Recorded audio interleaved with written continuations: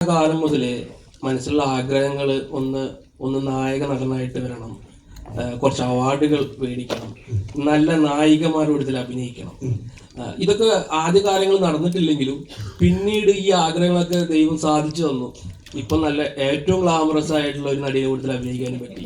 അപ്പം ഈ ആഗ്രഹങ്ങൾക്ക് ഉള്ളിലുള്ള ആഗ്രഹങ്ങൾ ദൈവത്തിനോട് പറയാറുണ്ടല്ലേ? പിന്നെ പറയാറുണ്ട്. ഹേമമാലിനി ആയിരുന്നു ആഗ്രഹിച്ചത്, പക്ഷെ ആ കുടുംബത്തിൽ തന്നെയാണ് ബഹുമാനം മേഡത്തിന് കിട്ടിയത്.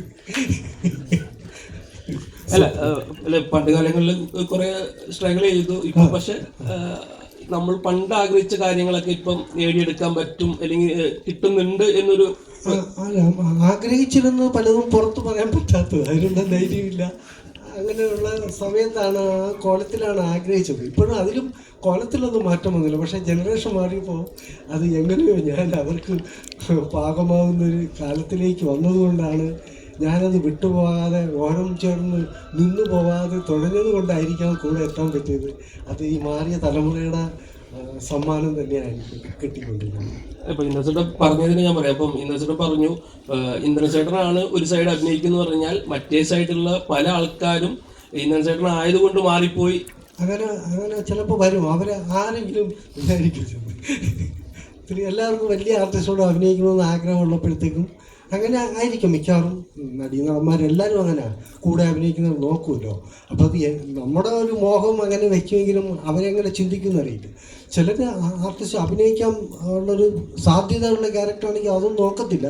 പക്ഷേ എല്ലാവരും അങ്ങനെ ആവണമെന്നില്ലാത്തതുകൊണ്ടുള്ള ആദ്യമാണ്. പക്ഷെ ഇന്ന് ഇന്ദ്രൻ ചേട്ടൻ വിചാരിച്ചാൽ നടക്കുമല്ലേ? കാരണം ഇന്ന് ചേട്ടൻ അത്രയുള്ള ഒരു ഡിമാൻഡ് ഉണ്ട്.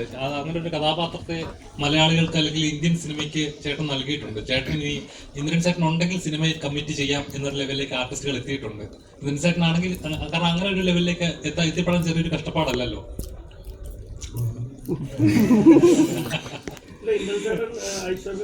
അഭിനയിക്കണമെന്നോ മനസ്സിൽ ആഗ്രഹിക്കുന്നുണ്ടോ?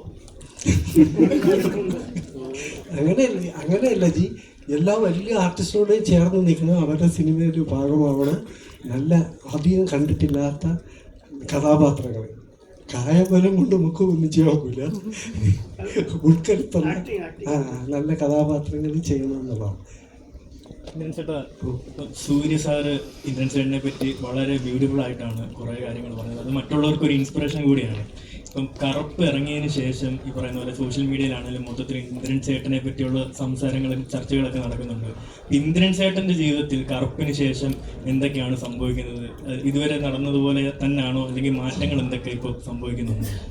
എന്തൊക്കെ സത്യമാണോ സ്വപ്നമാണോ എന്ന് അറിയാൻ പറ്റാത്ത, നമ്മളൊന്ന് അടുത്ത് കാണാൻ പോലും പറ്റാത്ത ആൾക്കാരോടൊത്ത് ചേർന്ന് അഭിനയിക്കാൻ കഴിയുന്നു. അവരുടെ സ്നേഹം കിട്ടുന്നു, അവർ നല്ല വാക്ക് പറയുന്നു. അപ്പോൾ അതൊക്കെ അങ്ങോട്ട് വിശ്വസിക്കാൻ പറ്റുന്നില്ല സത്യമായിട്ടും. അതൊക്കെ ഒരു ദൈവാധീനം തന്നെ. നമ്മുടെ ഗുരുനാഥന്മാരുടെ ഒരു തമിഴിൽ നിന്ന് വരുന്ന ചാൻസുകളാണെങ്കിലും ഇപ്പൊ കൂടിയോ? അതിനെപ്പറ്റിയൊക്കെ അത് നേരത്തെ അതങ്ങനെ കിട്ടാഞ്ഞിട്ടായിരുന്നില്ല. ഇത് തന്നെ ഞാൻ പേടിച്ച് തന്നെ പോയതാണ്. അപ്പം ഭാഷ ഒരു പ്രധാനമാണ്. ശരിക്കും നമ്മൾ ഈ കോമഡി ചെയ്യുമ്പോഴത്തേക്കും കരുതുന്ന ഒരു തയ്യാറെടുപ്പുണ്ട്. അത് മാറിയാലും നമുക്ക് ഭാഷ ഒരു വലിയ വിഷയമാണ്. നമുക്ക് മാറിയിട്ട് നമുക്ക് പ്രോംപ്റ്റ് കേട്ട് അല്ലെങ്കിൽ എഴുതി വെച്ചിരിക്കുന്നത് പഠിച്ചുകൊണ്ട് ആ ക്യാരക്ടറോടെ നിൽക്കില്ല. ചിലപ്പോൾ പറഞ്ഞൊരു വാക്ക് നമ്മൾ പറയില്ല, പകരം നമ്മളൊരു തലകുലിക്കലോ വാക്കിലോ ഒക്കെ പറഞ്ഞാൽ അത്രയും അറിയണം. അതുകൊണ്ട് ഞാൻ പോകായിരുന്നു. ഇപ്പോൾ കുറേ പേര് വിളിക്കുന്നുണ്ട്. അപ്പോൾ എനിക്ക് പേടിയാണ്, ഞാൻ വരുന്നില്ല എന്ന് തന്നെ തുറന്ന് പറയുന്നുണ്ട്. ഇപ്പോഴും അവരെ ഇട്ട് നടത്തിക്കണമെന്ന് വെച്ചിട്ട് ഞാൻ അങ്ങനെ പറയാറുണ്ട്. ഈ കറുപ്പ് തിയേറ്ററിൽ കണ്ടിരുന്നു ഇന്ദ്രൻ ചേട്ടൻ? പോയി കണ്ടു കഴിഞ്ഞപ്പോൾ സ്വന്തം അഭിനയം കണ്ടിട്ട് എന്ത് തോന്നി? കുറച്ചുകൂടെയൊക്കെ ആവായിരുന്നു.